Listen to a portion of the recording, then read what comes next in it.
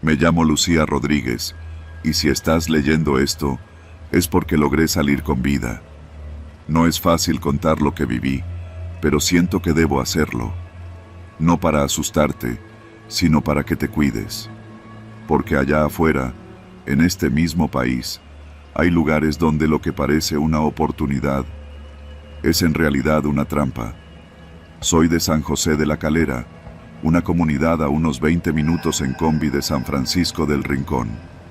Allá crecí, ayudando a mi madre con las labores del campo desde que tenía uso de razón. Mi papá se fue cuando yo era niña, y nunca supimos nada más de él. Terminando la secundaria me puse a trabajar tiempo completo, pero la vida allá apenas alcanza para los frijoles. A mediados de octubre, una señora que venía de vez en cuando a comprar huevos y verduras al puesto que mi madre y yo poníamos los domingos en el tianguis, me dijo que conocía a unas personas que buscaban muchachas para trabajar en un rancho grande. Es cosa buena, hija, no más es limpiar, cocinar, y pagan bien. No te piden experiencia, solo que seas cumplida. Yo tenía 19 años.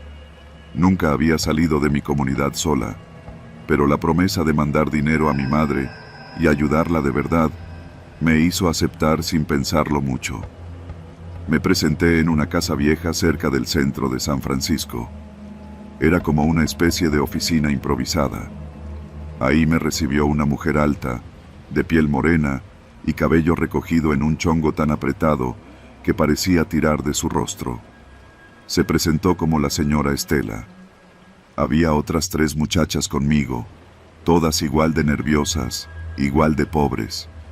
Nos tomaron los datos, nos dieron ropa nueva y nos dijeron que nos llevarían al rancho esa misma tarde.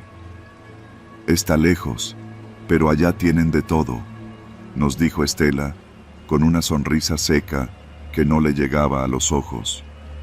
Van a estar mejor que aquí, se los aseguro. Nos subieron a una camioneta sin logotipos, de esas con cristales polarizados. El camino fue largo y silencioso. Solo pararon una vez, en una tienda a las afueras de León, para cargar gasolina. Yo quise avisarle a mi mamá que todo iba bien, pero me dijeron que no había señal en el rancho, que no me preocupara, que ellas se encargarían de mandar recados. Sentí algo raro en la panza, como cuando huele a tormenta y aún no cae la primera gota. Cuando llegamos, ya estaba oscureciendo. El rancho no tenía nombre, al menos no visible. Estaba rodeado por alambrado alto y había cámaras en cada esquina. La casa era grande, de 2 pisos, construida con tabique rojo y remates de cantera, pero no tenía nada de acogedora. Daba la impresión de haber sido levantada para vigilar, no para vivir. Nos recibieron otras 3 mujeres. Eran diferentes entre sí, pero todas tenían ese aire duro de quienes han visto cosas que prefieren no contar. Una se llamaba Irene, otra Patricia, y la última, la más callada, era Olivia. Ninguna pasó de los saludos cordiales. Nos asignaron habitaciones separadas, pequeñas y con una sola cama. No tenían ventanas, solo una rendija cerca del techo. Aquí van a dormir bien, aquí están seguras, nos dijo Patricia, como si nos estuviera haciendo un favor. Las primeras 24 horas fueron tranquilas. Nos enseñaron las rutinas, limpiar los pasillos, lavar ropa, preparar comida, todo bajo supervisión. Nos prohibieron salir de la casa principal. La reja de entrada estaba siempre cerrada con candado. No teníamos teléfonos, ni radio, ni televisión. No había relojes. Todo era a su ritmo.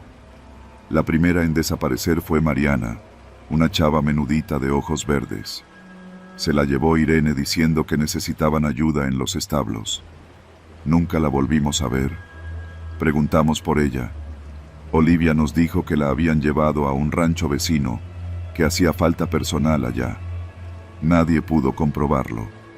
Y luego, como una peste, El silencio se nos fue metiendo en el cuerpo.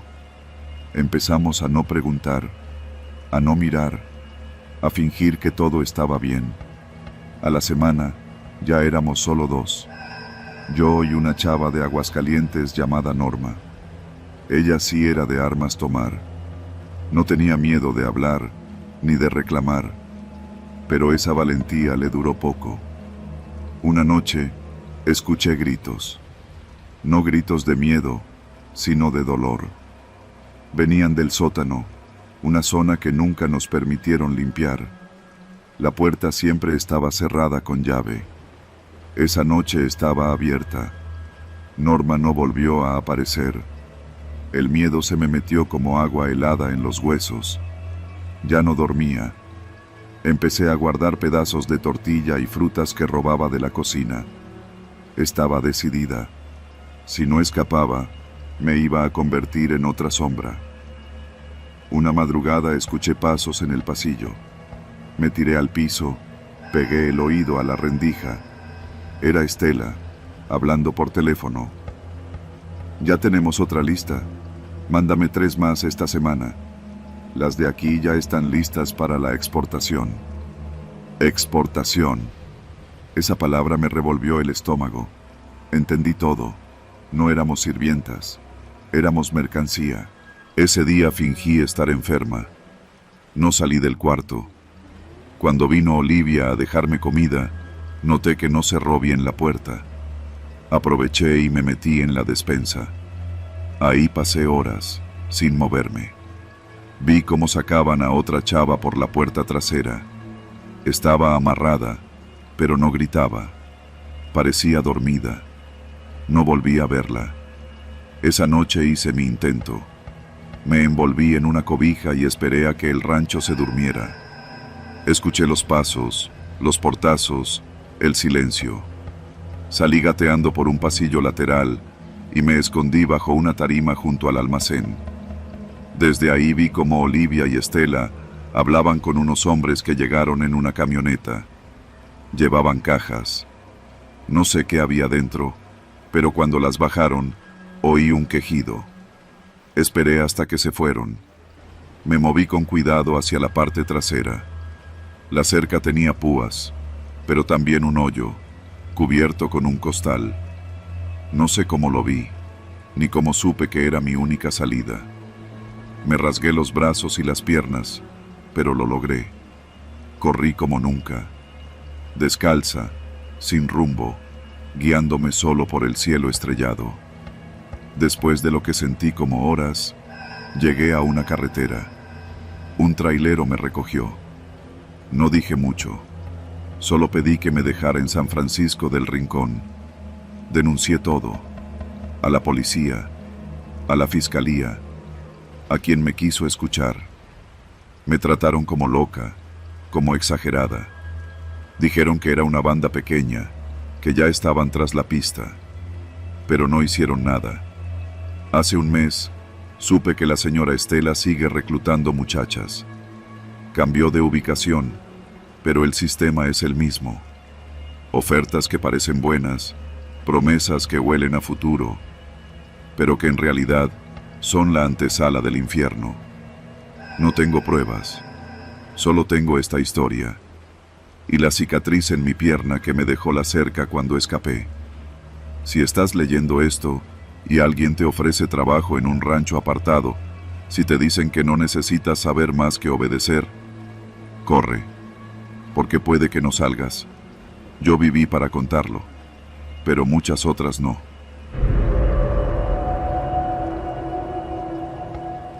Yo tenía 24 años cuando entré a trabajar como asistente en el Servicio Médico Forense de Guanajuato Capital.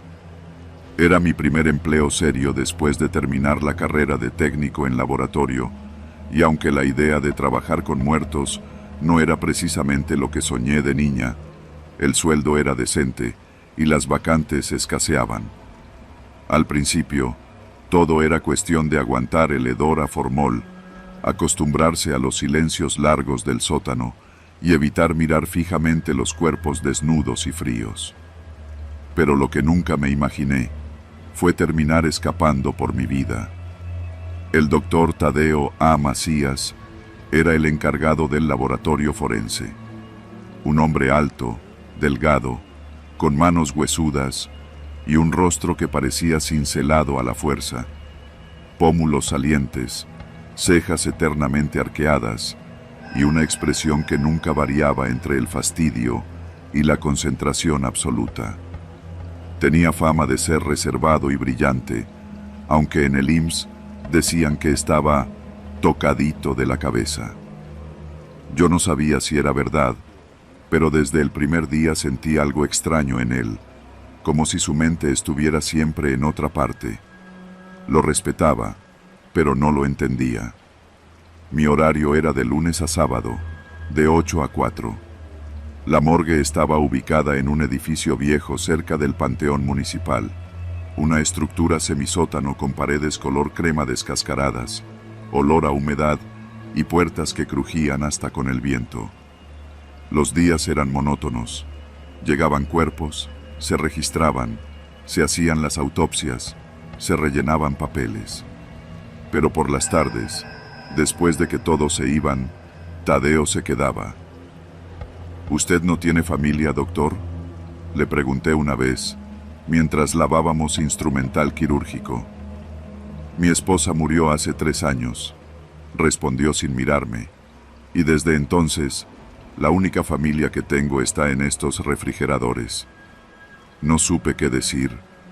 El tono fue tan seco y frío como el metal de la mesa de autopsias. Después de eso, evité preguntarle cosas personales. Con el tiempo, comencé a notar ciertos hábitos extraños. Tadeo tenía una pequeña llave que siempre colgaba de su cuello. Un día, por accidente, vi que la usaba para abrir una puerta oculta al fondo del archivo muerto. Era una puertita gris, sin rótulo, que yo jamás había visto abierta. Cuando me acerqué a preguntarle qué había ahí, simplemente dijo: material sensible, solo personal autorizado. Luego me ofreció una sonrisa tensa que me dejó helada. Todo se salió de control a mediados de septiembre, una semana después de las fiestas patrias. Llegó un cuerpo nuevo, una mujer joven asesinada en las afueras de Marfil. La encontraron desnuda, con marcas en las muñecas y signos de tortura. A mí me tocó hacer el registro. Cuando vi su cara, sentí un vuelco en el estómago. Era casi idéntica a la mujer de la foto que el doctor Tadeo tenía enmarcada en su escritorio. Una joven de cabello largo, negro, con rasgos dulces y una sonrisa discreta. No dije nada. Quizá era una coincidencia, pero al día siguiente, la foto ya no estaba en su escritorio. El cadáver no fue reportado ni reclamado. Oficialmente, era una NN. Pero en lugar de enviarla al crematorio como se hacía tras 72 horas sin identificación, el doctor dijo que él se encargaría del procedimiento especial. Esa noche, regresé al laboratorio. No suelo hacer eso, pero había olvidado mi celular y sabía que no podía permitirme comprar otro. Entré por la reja trasera, que tenía el candado flojo, y bajé al sótano. Era casi medianoche. No esperaba encontrar a nadie, pero lo encontré a él. La puerta gris estaba entreabierta y se escuchaba un murmullo dentro. Avancé en silencio por el pasillo, esquivando las camillas, hasta asomarme por la rendija. Lo que vi me hizo retroceder. La sala era un cuarto improvisado, con paredes revestidas de plástico quirúrgico y lámparas colgantes. En el centro, sobre una mesa metálica, estaba el cadáver de la mujer NN, limpio, sin heridas, peinada como si fuera a una cita. Tadeo estaba a su lado, con bata, guantes, una libreta y un grabador. Experimento número 43, decía con voz serena. Se ha inyectado la solución salina modificada en la carótida. En 5 minutos, se aplicará descarga eléctrica directa. Control del ritmo cardíaco artificial. Listo. Vi cómo le colocaba cables en las sienes, en el pecho, en las muñecas. Luego, tomó un control y presionó un botón. La mujer se estremeció. Literalmente se sacudió como si la hubieran despertado de un sueño profundo. Un par de segundos después, sus ojos se abrieron. No sé cómo no grité. La mujer no parpadeaba. Miraba hacia el techo, con la boca entreabierta, respirando débilmente. El doctor se inclinó sobre ella, susurrándole algo que no pude oír. Luego, le acarició la mejilla con un dedo tembloroso. Y entonces, su voz cambió. Amor, si estás ahí, parpadea.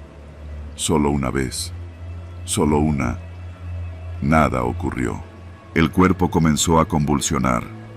Tadeo retrocedió, desesperado. Apagó el control.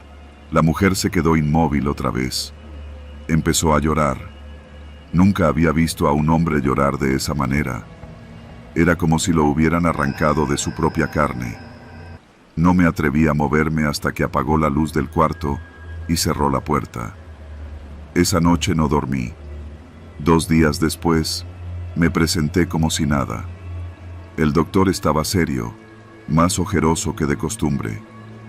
Yo fingí normalidad, pero algo en su forma de mirarme cambió, como si supiera que yo sabía algo. Me pidió que lo ayudara a trasladar un cuerpo al área de incineración.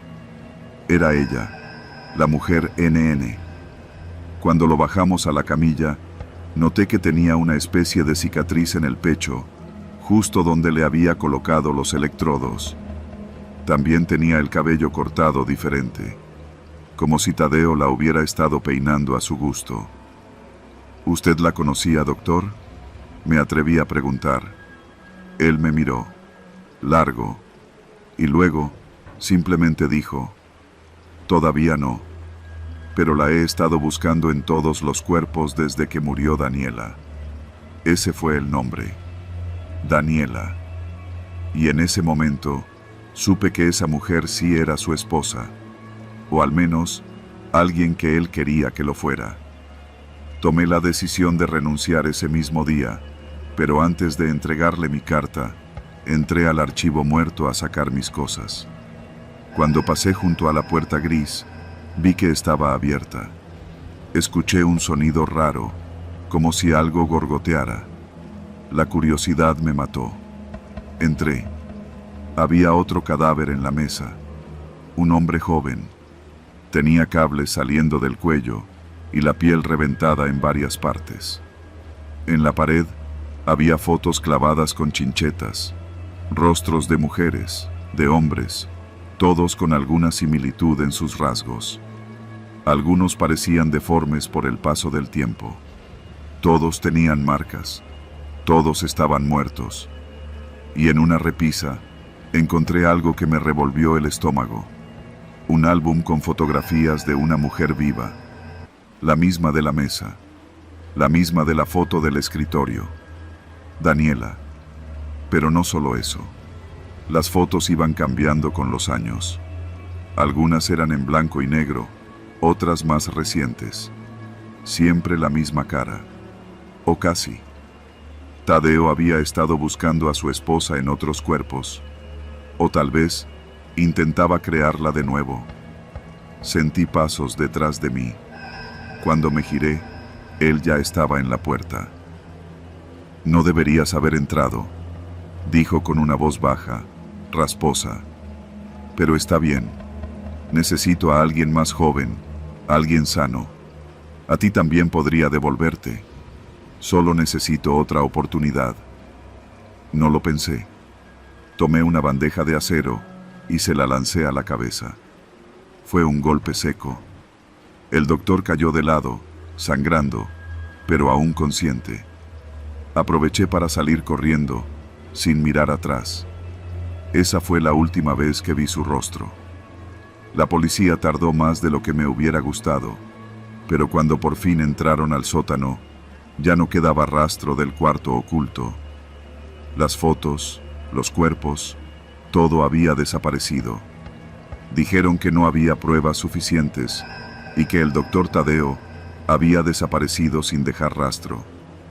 Lo dieron por muerto. Yo sé que sigue vivo. A veces sueño con su voz, susurros en la oscuridad que dicen mi nombre como si aún me estuviera esperando. Y cada que paso por el centro histórico de Guanajuato, evito mirar las bocacalles angostas, porque tengo la sensación de que si lo hago, voy a ver una silueta encorvada con bata blanca siguiéndome en silencio.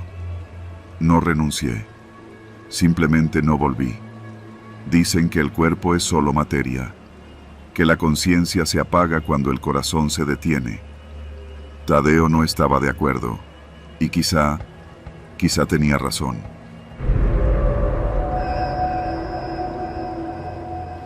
No sé si esto que voy a contar merezca que alguien lo escuche, pero desde aquella noche no he podido volver a pisar las calles de Guanajuato sin sentir que el aire pesa diferente, como si guardara secretos entre los callejones empedrados. Me llamo Paula, y cuando todo comenzó, tenía 17 años. Era de esas niñas bien que crecen creyendo que el mundo gira en torno a sus caprichos, pero aquella madrugada aprendí lo frágil que es la burbuja en la que te envuelven los padres, sobre todo cuando se rompen las reglas impuestas por alguien como mi papá. Vivíamos en una casa grande en el centro histórico, a 2 calles del Teatro Juárez, en una de esas casonas con balcones de herrería negra y puertas de madera tan maciza que necesitas fuerza para abrirlas.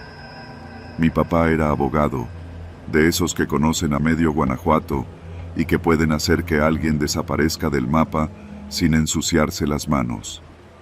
Mi mamá murió cuando yo tenía 12, y desde entonces él se volvió más duro, más controlador. En el colegio no me dejaba tener amigas, mucho menos novios. Aún así, como cualquier adolescente con un poco de dignidad, aprendí a ocultar las cosas. Fue así como conocí a Samuel. Él era minero, trabajaba en una de las últimas minas que todavía operaban como atracción turística para visitantes ingenuos. Lo conocí una tarde en el Callejón del Beso. Yo iba con mi prima Sofía, haciéndonos las locales entre los turistas, cuando él nos ofreció tomar una foto. Tenía manos ásperas y sonrisa tímida. Cuando nuestras miradas se cruzaron, algo se activó, como si lo conociera de antes. Después de eso, todo fue un juego de mensajes a escondidas, llamadas a medianoche desde un número desconocido y encuentros breves en esquinas, donde nadie me reconocía.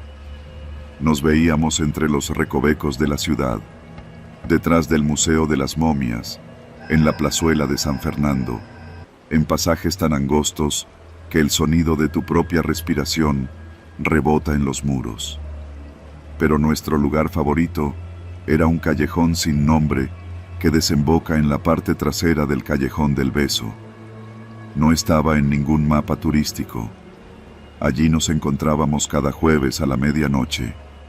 Él subía por la cuesta, siempre con polvo en la ropa y un par de claveles en las manos. Yo escapaba por la reja trasera de la casa, dejando mi celular apagado en la almohada, como si pudiera engañar a mi padre. Una noche de marzo, Samuel no llegó. Esperé casi 1 hora, sentada en el suelo con las piernas temblándome de tanto nervio. Pensé que quizás había tenido turno extra, o que algo había salido mal. Volví a casa y, para mi sorpresa, no hubo regaños. Todo parecía tranquilo, demasiado tranquilo. Al día siguiente, no pude contactarlo. Llamé desde un teléfono público, fui a la mina haciéndome pasar por turista, pero me dijeron que había renunciado. Nadie me dio más detalles. Alguien mencionó que tuvo problemas con una familia importante, y eso fue todo. Sentí un nudo en el estómago. Esa misma tarde, mi padre me pidió hablar conmigo. Nunca lo hacía sin una razón.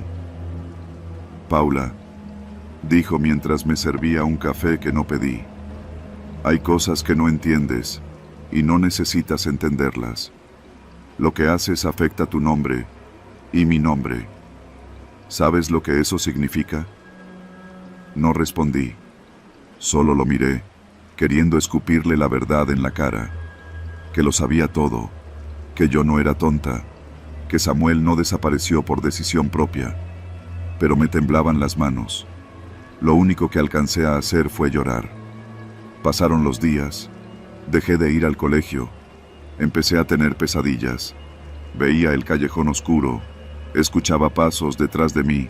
Sentía una respiración pesada en la nuca. Pero lo peor vino un par de semanas después, cuando Sofía me trajo una carta. Había llegado a su casa sin remitente, escrita a mano con tinta negra, en papel rasgado. Te esperé en el callejón, como siempre, pero esta vez no llegaste. Pensé que me odiabas, que te habían obligado, pero ahora entiendo. No voy a buscarte, Paula. No porque no te ame, sino porque no puedo. Cuídate de quien duerme al otro lado de tu cuarto. Él sabe más de lo que dice. Él lo enterró donde la tierra sigue viva. No supe qué hacer. No tenía pruebas, ni testigos. Nadie me creería. Estaba sola. Empecé a dudar de mi propia memoria. Quizás Samuel sí se fue. Quizás fue mi culpa. Pero la frase final no me dejaba dormir. Él lo enterró donde la tierra sigue viva. Pasé semanas buscando sentido a esas palabras, hasta que una noche escuché a mi padre hablar por teléfono en la sala, creyendo que yo dormía. Su tono era seco, como el de un hombre que ha apagado todas las emociones. Ya quedó. Nadie ha preguntado. La tierra lo tragó y no hay testigos. Esos túneles han guardado cosas peores. Colgué antes de poder escuchar más. Me encerré en el baño a vomitar. Supe que tenía que hacer algo, pero no sabía por dónde empezar. Una semana después, fingí una visita escolar y me escapé hasta la mina. Me hice pasar por turista de nuevo y cuando el guía se distrajo, bajé por una bifurcación que no estaba en el recorrido. Era angosta, con humedad en las paredes y un olor metálico que me revolvió el estómago. Caminé sin rumbo hasta que vi algo brillante entre la tierra, una cadena oxidada. Tiré de ella, y con ella salió algo que nunca olvidaré, un zapato, el zapato de Samuel. Aún tenía su marca, una S bordada por su hermana. Corrí como nunca había corrido en mi vida. No le dije a nadie, pero esa noche enfrenté a mi padre. Le mostré el zapato. No dijo una sola palabra. Me miró con frialdad y se encerró en su despacho. Esa fue la última vez que lo vi. Esa madrugada, se arrojó por el balcón del segundo piso. Cayó directo a la piedra del callejón. Murió en el acto. La policía dijo que fue suicidio, pero nunca investigaron por qué. Yo me fui de Guanajuato 2 días después. No he vuelto desde entonces. El callejón donde nos veíamos ya no existe.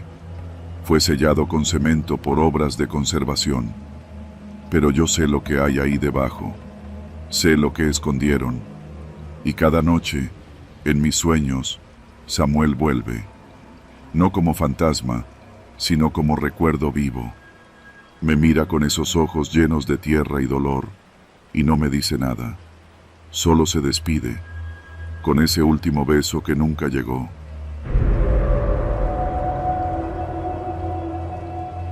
Guanajuato huele a humedad vieja, a piedra mojada, a encierro. Siempre lo ha hecho, incluso en los días más soleados. Aquel sábado por la tarde, cuando llegué a la casona de la Callejón de la Cabecita, lo supe de inmediato. Había regresado al pasado. Mi nombre es Andrea, y no había pisado esa casa en casi 20 años. La última vez fue para el funeral de mi madre, y aún entonces apenas estuve unas horas. Todo me parecía pesado, sombrío. Hoy había vuelto, no por nostalgia, sino por trámite.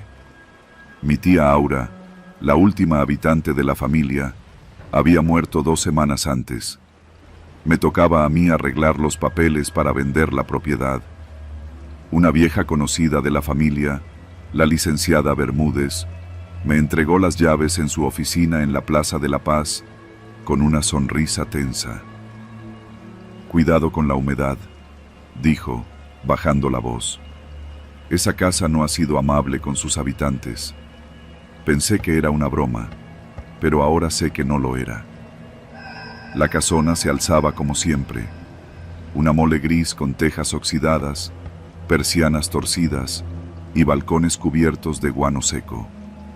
El portón crujió como si protestara cuando giré la llave. Al entrar, el aire me golpeó con el olor de lo encerrado. Todo estaba cubierto con sábanas, los sillones, los cuadros, las lámparas. Caminé despacio, sintiendo la madera crujir bajo mis pies, como si recordara cada paso de mi infancia.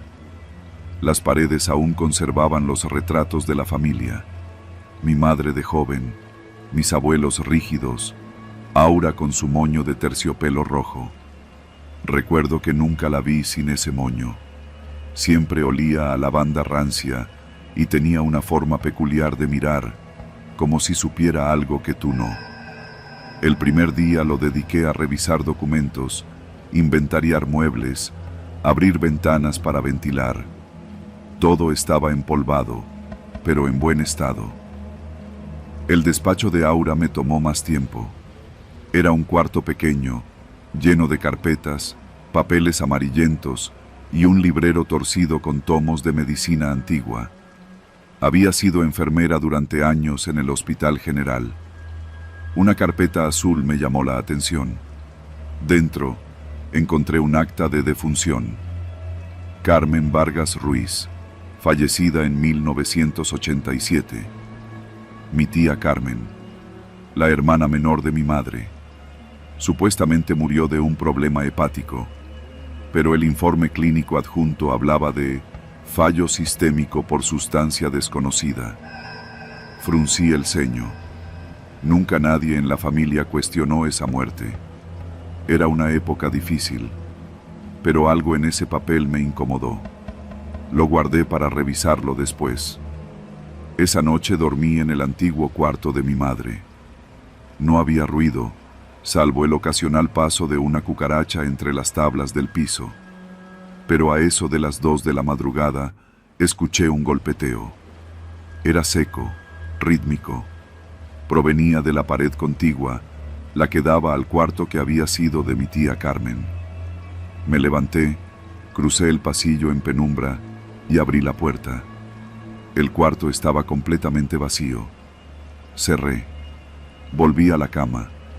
Me dije que era la madera dilatándose por la humedad, pero el golpeteo volvió al siguiente día, siempre a la misma hora. El lunes, mientras revisaba el sótano, encontré una caja metálica. Dentro, había una carta escrita con tinta corrida. El papel tenía manchas de moho. La letra era reconocible. Era la de mi madre. Decía: «Si alguien lee esto, no crean en Aura. Carmen no murió por enfermedad. Aura la cuidó cuando enfermó y nadie más la vio. No hay tumba. No hay urna. La enterró aquí. Lo sé porque la vi. Yo también seré la siguiente si no escapo». Sentí un calor subirme por el cuello. Leí la carta otra vez. ¿Podía ser posible? ¿Aura había envenenado a Carmen? ¿Mi madre sospechaba? ¿Por qué nadie nunca dijo nada? Volví a buscar en los papeles del despacho. Encontré una libreta donde Aura había escrito nombres, fechas, dosis. Té con belladona, 6 gotas. Tintura de digital, lenta, letal, sin marcas. Había nombres de pacientes del hospital, pero también estaban Carmen y mi madre. La escritura se volvía más errática conforme pasaban las páginas. Solo yo sé cómo sanar la sangre enferma del linaje. Ellas no entendían. Yo las protegí. No sabía si vomitar o correr. Llamé a la licenciada Bermúdez. Le conté todo. Me escuchó en silencio. «No estás loca», dijo, al fin. Se rumoreaban cosas, pero nadie tenía pruebas. Aura era respetada, sabía manipular, era sutil. ¿Y si me pasa lo mismo? Andrea, ¿revisaste la parte de atrás del cuarto de Carmen? Negué. Me dijo que buscara marcas en la pared, que ella también las vio una vez, hace muchos años, pero se cayó por miedo. Esa noche, con una linterna, inspeccioné el cuarto. Corrí un viejo buró contra la pared y ahí estaban, líneas talladas con algo punzante, formando un rectángulo. Toqué. Sonaba hueco. Fui por una herramienta y comencé a romper. La humedad había aflojado el yeso. Tras unos minutos, se descubrió una pequeña cavidad y dentro, un bulto envuelto en una sábana antigua. Era un cuerpo, momificado por el encierro. El cráneo aún tenía restos de cabello. Grité. Llamé a la policía. Durante las semanas siguientes, la casa fue acordonada. Las pruebas forenses confirmaron. Era el cuerpo de Carmen. Había restos de belladona en los tejidos. Aura fue oficialmente considerada responsable, aunque ya estaba muerta. El caso se cerró por fallecimiento del sospechoso. Pero ahí no terminó todo. Una tarde, cuando fui a recoger mis cosas antes de entregar la casa, un hombre me interceptó en la puerta. Moreno, delgado, con un acento norteño. ¿Es usted la sobrina de Aura Vargas? Asentí, con recelo. Yo soy hijo de Marina Vargas. Mi madre desapareció en 1989. Aura era su prima. Dijo que la había mandado a vivir a Querétaro por problemas mentales, pero nadie volvió a saber de ella. Lo invité a entrar. Le conté lo que había descubierto. Juntos revisamos los registros. Encontramos una entrada en la libreta. Marina, dosis doble. Delirio antes del silencio. Se negó a callar. El tipo palideció. La familia entera había sido borrada poco a poco por una mujer que, aparentemente, solo creía en la obediencia. Aura no olvidaba y no perdonaba. Vendí la casa a una empresa turística. Querían hacer un hostal temático. No me importó. Yo solo quería irme. A veces, en la madrugada, aún escucho ese golpeteo. En sueños, lo oigo tras la pared, aunque esté en otro estado, en otro lugar. Sé que no es real, pero tampoco puedo ignorarlo. Hay cosas que no se heredan por sangre, sino por memoria. Y la tía Aura nunca olvida.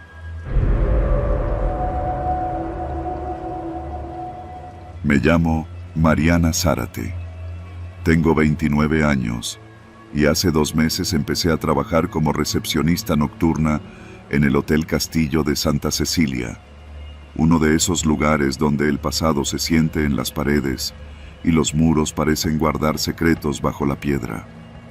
Está ubicado en la parte alta de Guanajuato capital, rodeado por un silencio espeso que solo se rompe por los autos de turistas perdidos o por el eco lejano de algún mariachi ahogado en mezcal. El primer día que lo vi, me pareció hermoso. El estilo medieval, los arcos de cantera, los vitrales en los pasillos, todo parecía sacado de una película antigua. Pensé que sería un trabajo tranquilo. Turnos largos, sí, pero sin mayor complicación. Recibir huéspedes, registrar entradas y salidas, programar el desayuno y pasar horas frente a la computadora revisando las reservas. Las primeras noches fueron así, tranquilas.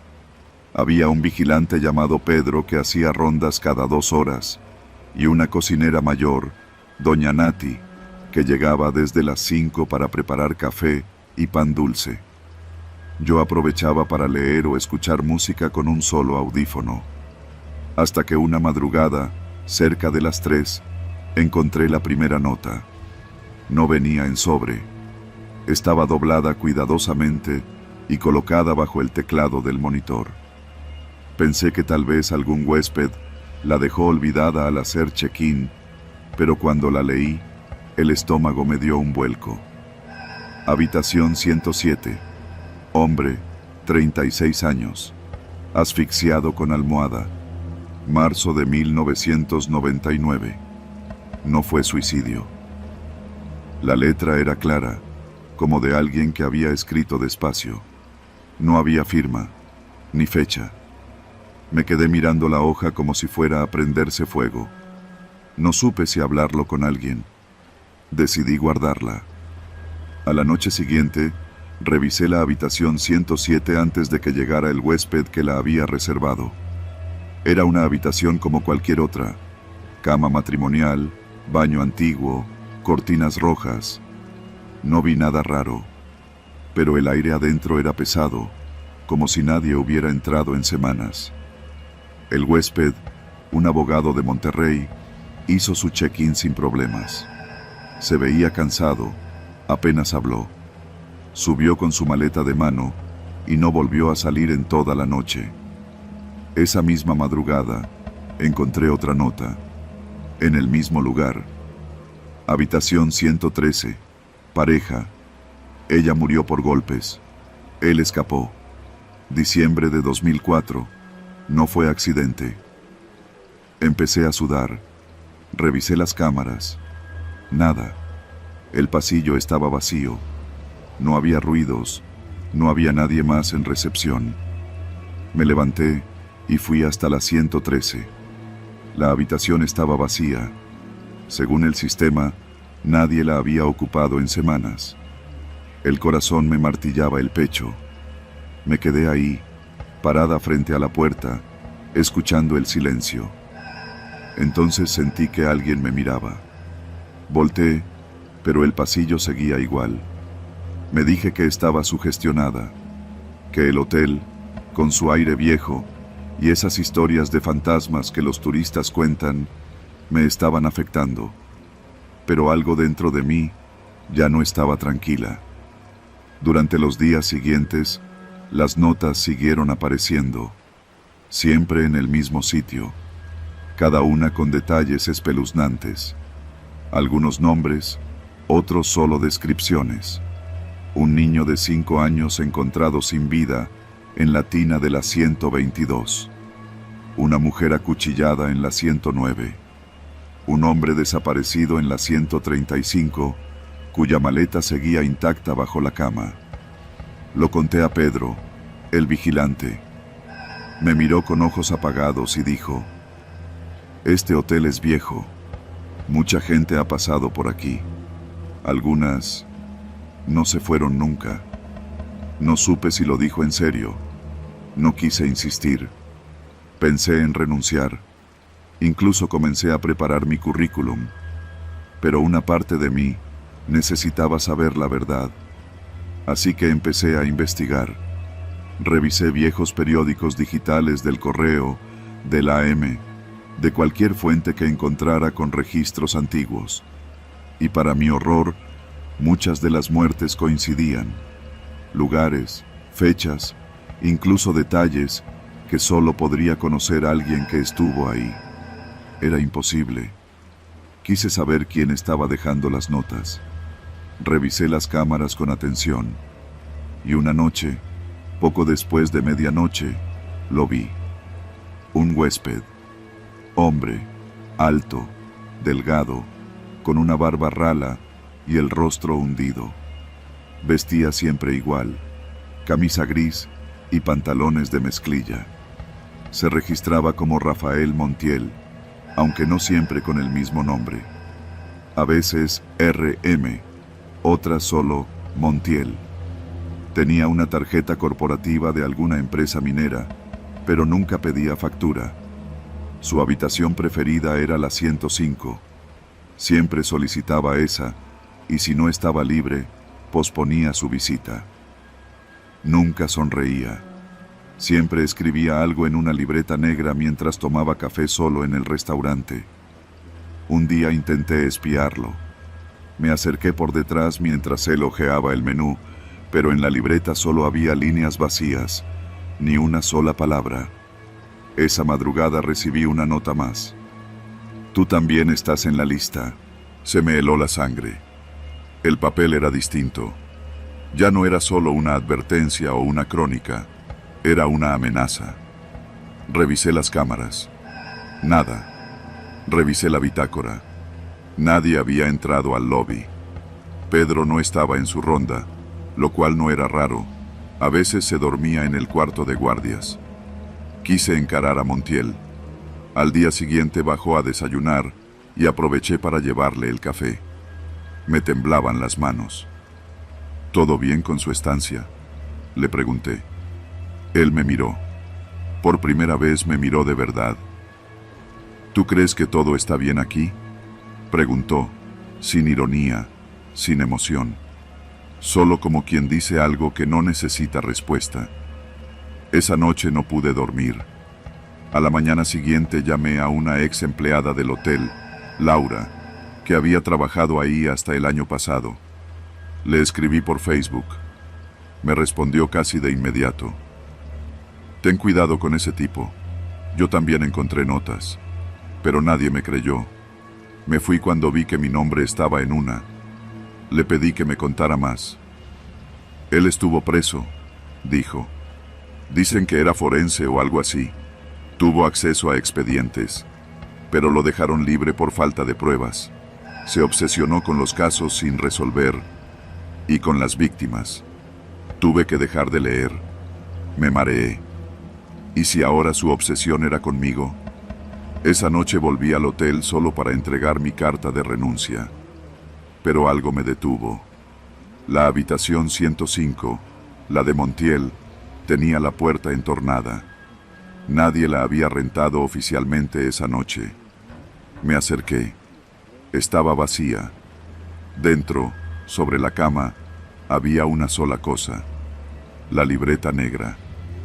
No pude evitar abrirla, y ahí estaban todas las notas, las que yo había recibido, las originales, escritas con la misma letra, y una más, recién escrita. Mariana Zárate, 29 años, última nota, marzo 2025. Sentí que me desmayaba. Quise salir corriendo, pero no llegué a la recepción. Alguien me interceptó en el pasillo. Montiel. Ya no tenía expresión. Solo me habló con voz baja. No debiste buscar tanto. Hay verdades que no piden ser rescatadas. Solo quieren descansar. No recuerdo mucho después de eso. Pedro me encontró inconsciente cerca de los elevadores. Llamaron a una ambulancia. No tenía heridas, pero me diagnosticaron crisis de ansiedad severa. Renuncié al día siguiente. La policía nunca encontró a Montiel. Su registro en el sistema había sido borrado. Ni cámaras, ni huellas. Como si nunca hubiera existido. Pero yo sé que está ahí, que sigue dejando notas, y que en el castillo de Santa Cecilia hay más historias esperando ser descubiertas. Solo que ahora yo ya no quiero saberlas, porque algunas habitaciones deberían quedarse sin reserva.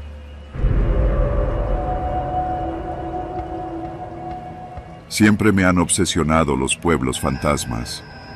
Tal vez porque crecí escuchando las historias de mi abuela sobre lugares donde el tiempo se detuvo.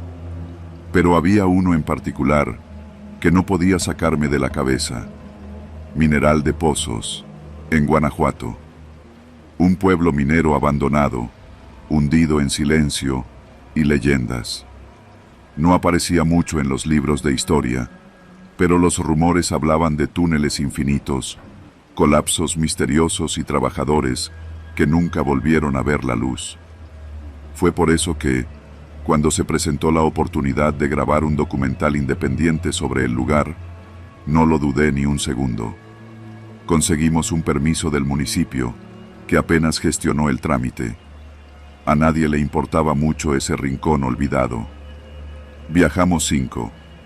Yo, Lucía, la fotógrafa, Iván, el de sonido, Ramiro, el conductor, y Julieta, la narradora y voz del proyecto.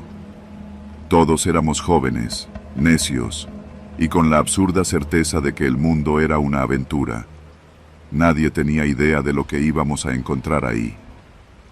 Llegamos un viernes por la tarde. Mineral de Pozos nos recibió con ese silencio raro que parece tragarse los pasos. Las construcciones estaban en ruinas. Algunas casas aún tenían puertas desvencijadas y ventanas cubiertas con trapos viejos, como si todavía ocultaran secretos. El viento arrastraba polvo rojo que se pegaba en la piel como si quisiera quedarse ahí para siempre. Nos instalamos en una posada rústica, atendida por un anciano que no hablaba mucho. Al dejar nuestras mochilas, nos dio una advertencia escueta mientras nos entregaba la llave. No se metan a los túneles después de que baje el sol. No por fantasmas, sino por vivos. Todos reímos, pero su mirada no tenía rastro de humor. Esa noche cenamos gorditas de frijol en el único local abierto. El menú era limitado y la señora que nos atendió apenas levantaba la vista. A la salida, nos encontramos con un grupo de adolescentes que fumaban sentados sobre una pila de escombro. Cuando les dijimos lo que veníamos a grabar, uno de ellos murmuró: «Van a encontrar cosas, pero no lo que buscan. Mejor graben desde afuera». La primera jornada fue tranquila. Filmamos las tomas aéreas con un dron, recorrimos la vieja iglesia y tomamos fotos de las casas vencidas. Lucía estaba encantada con los tonos del cielo. Iván grababa todo, incluso nuestros pasos sobre la grava. Ramiro se mantenía callado, siempre vigilando alrededor como si esperara algo. A Julieta le fascinaban los detalles: retratos oxidados, nombres grabados en piedras, huellas humanas en lugares que no deberían tenerlas. Por la tarde, decidimos entrar al túnel principal, el que según los mapas iba directo a la zona colapsada de la mina. Usamos lámparas, equipo de protección y sogas por si alguien resbalaba. Los primeros metros fueron emocionantes.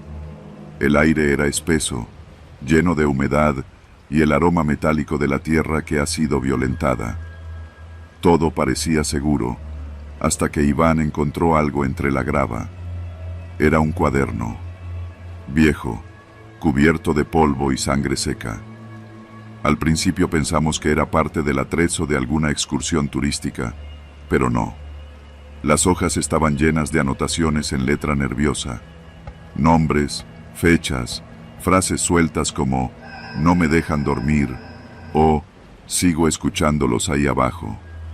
Lo más perturbador, la última página tenía escrita una sola frase: «Siguen vivos, no morimos todos». Nos miramos sin saber qué decir.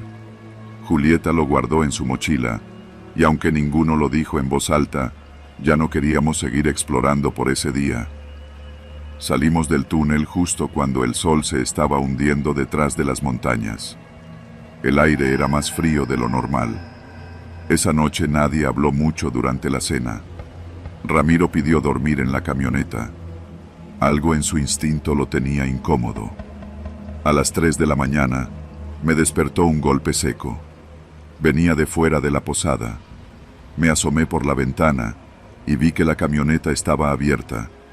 Ramiro no estaba. Desperté a los demás. Salimos corriendo, siguiendo las huellas que llevaban de regreso al túnel. Había pasos apresurados, uno detrás del otro, todos de Ramiro.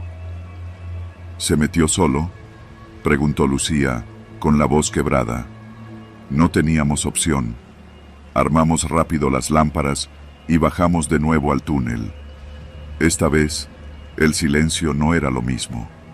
No era el silencio del lugar, Era el silencio de algo contenido, como si el túnel respirara con nosotros. Avanzamos cerca de 300 metros, y ahí lo vimos. Ramiro estaba sentado, de espaldas a nosotros, mirando hacia la pared. Parecía estar murmurando algo. Cuando Julieta le puso la mano en el hombro, él giró lentamente, y vimos que estaba cubierto de tierra, como si hubiera estado escarbando con las manos. En sus uñas había sangre, en su ropa, polvo seco, y sus ojos no estaban desenfocados. Nos miraban con terror. Solo dijo: "No podemos salir. Él no está solo". Lo ayudamos a levantarse. Caminamos de regreso, sin mirar atrás. Pero antes de salir, Iván se detuvo. ¿Qué es eso?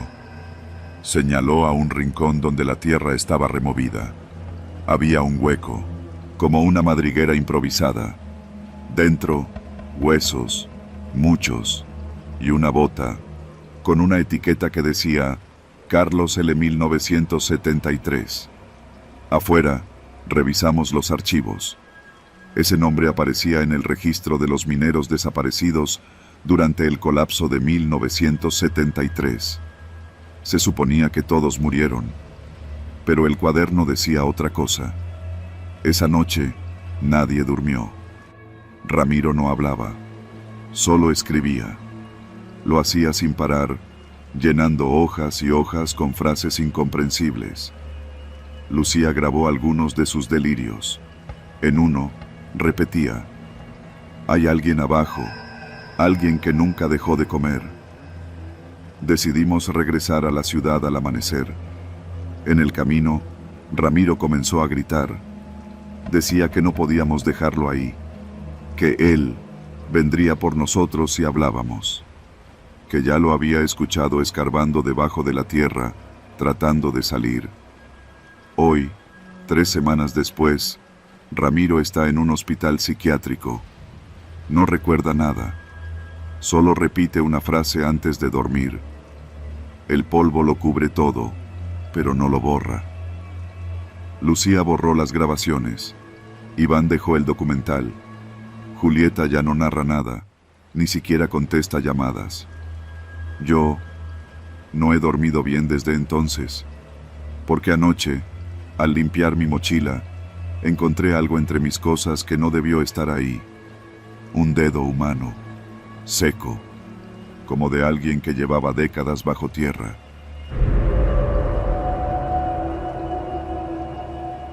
Cuando me ofrecieron el puesto de ingeniero de mantenimiento en la mina valenciana, no lo pensé 2 veces.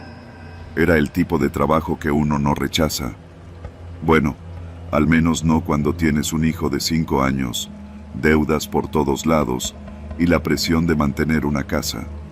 Además, la mina tenía historia, prestigio y un sueldo que no podía encontrar en ningún otro lado de Guanajuato. Mi nombre es Julián Morales, 37 años, originario del barrio de San Javier, de familia minera, como casi todos por acá. Mi abuelo trabajó en la Valenciana y antes que él, su padre. Siempre he creído que las minas nos marcan, en el cuerpo por el esfuerzo y en el alma por todo lo que se queda allá abajo, atrapado. La primera vez que entré, sentí ese olor tan característico, mezcla de tierra húmeda, aceite y óxido. Era como si me hablara de lo que estaba por venir. La mina tiene alma, lo juro. Hay lugares allá abajo donde el silencio pesa, donde el aire es más espeso y la oscuridad parece tener forma. Pero uno aprende a ignorarlo, a acostumbrarse. Durante los primeros meses todo fue rutina. Revisión de bombas, ventilación, estructura. Nada fuera de lo común. Hasta que un día, mientras inspeccionábamos un túnel clausurado desde hacía décadas, dimos con una pared que no aparecía en los planos. Era una especie de cámara oculta, a unos 50 metros de profundidad. El capataz, un tipo viejo que todos llaman el Güero, Me dijo que no valía la pena explorarla, que seguro era parte de una de las antiguas ramificaciones de principios del siglo XX. Pero algo me impulsó a ir. Tal vez fue la curiosidad, o ese presentimiento que uno no sabe si es advertencia o atracción. Cuando rompimos parte del muro, el aire que salió estaba muerto. No apestaba, no olía a gas. Solo era viejo, como si hubiera estado sellado por más de un siglo. Adentro, lo primero que notamos fue un derrumbe parcial. Había restos de madera carbonizada y fragmentos de herramientas oxidadas. Era evidente que ahí había ocurrido una explosión. No tardé en atar cabos. En 1910, una de las peores tragedias mineras en la historia de Guanajuato ocurrió justo en esta mina. Un derrumbe causado por una mala gestión de gases atrapó a más de 20 trabajadores. En la oficina tenían un registro vago del evento, apenas una línea en los archivos. Colapso por presión en la Galería Sur, sin recuperación de cuerpos. Nada más. Como si el olvido fuera parte del protocolo. Pero lo que encontré ahí dentro cambió mi vida. Al fondo de la cámara, en una de las paredes de roca caliza, alguien había escrito algo. No con pintura, ni con carbón. Era sangre, seca, oscura, antiguamente impregnada. Se notaba por cómo había penetrado la piedra. Las letras eran torpes, como garabateadas con desesperación, pero legibles.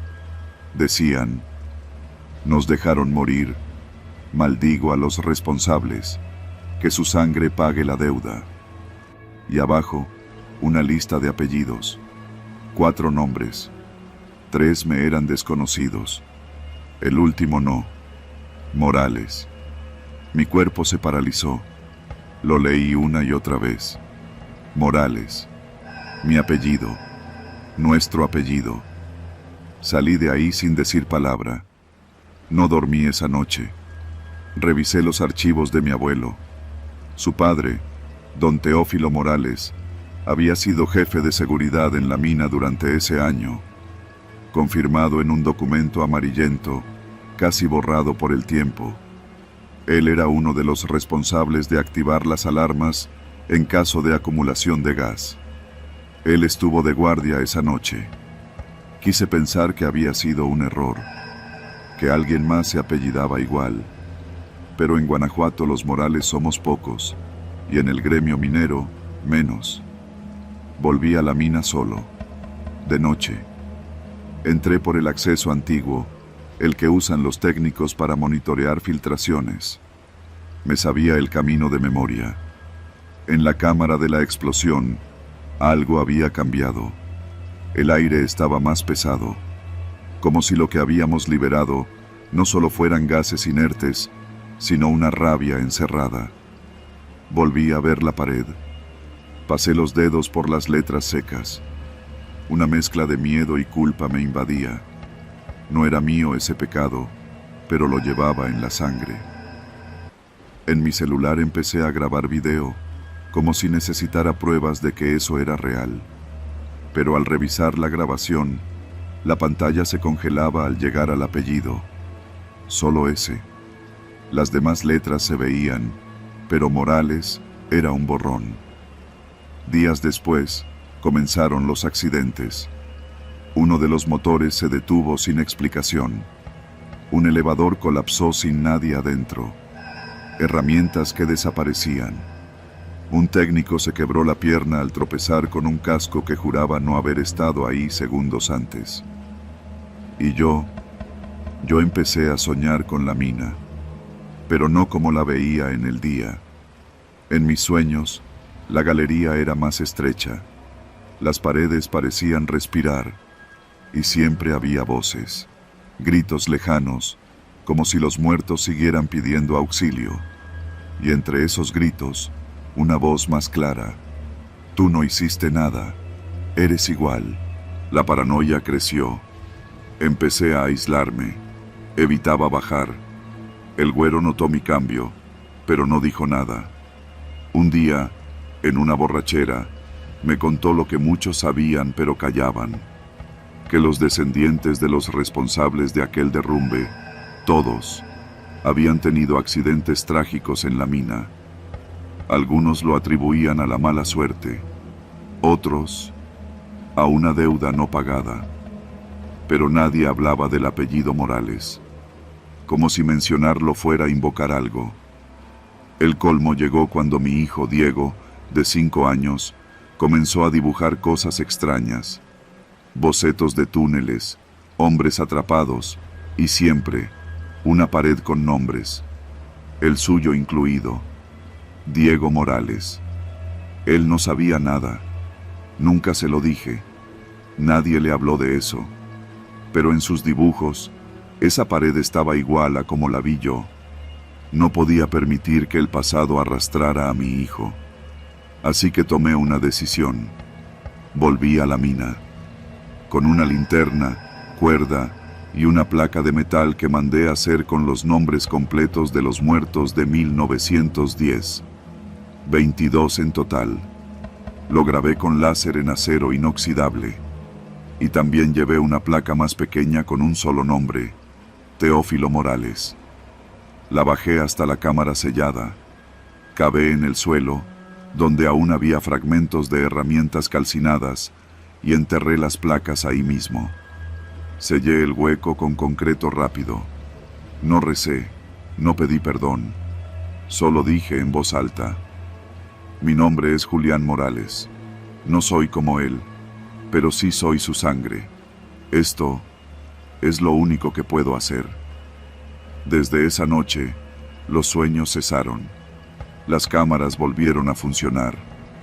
Y la mina, aunque igual de oscura, ya no me pesaba como antes. Me transferí a las oficinas de superficie meses después. Aún paso por los túneles de vez en cuando.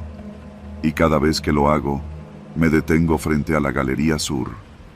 No entro, solo observo. No sé si eso sirvió para algo, pero al menos siento que pagué una parte de la deuda, una carga menos.